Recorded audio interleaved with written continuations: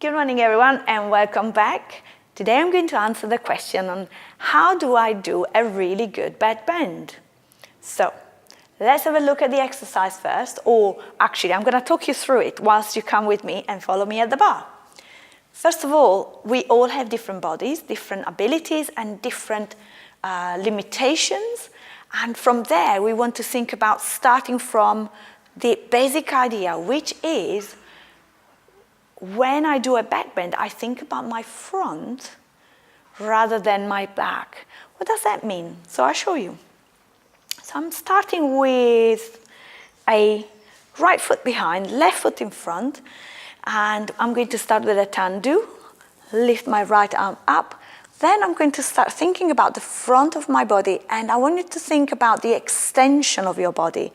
So think about extending up and back. Come back, close your foot in and release your arm down. So this idea of bending backwards is more of an idea of how do we extend further from the front of the body.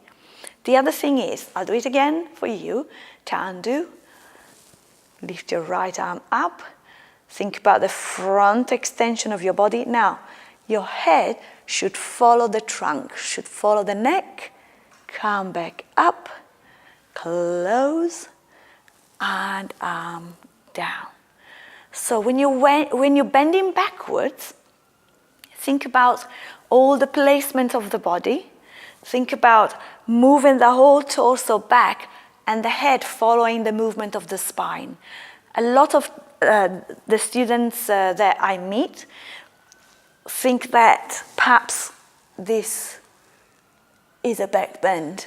But did you see what happens there? Is that the neck is bent way too further back. The head is so heavy now that you're balancing all the way backwards. And you don't want to do that. You want to think about being in control of the whole movement. So last time I'll show you the exercise. And 1 and 2, lifting. The head is following at the side. Come back up, close, and down. So think about practicing this movement. Tell me how it goes. And if you find it maybe easier to do your back bend or front extension next time. So please do let me know in the box below. Thank you and see you soon.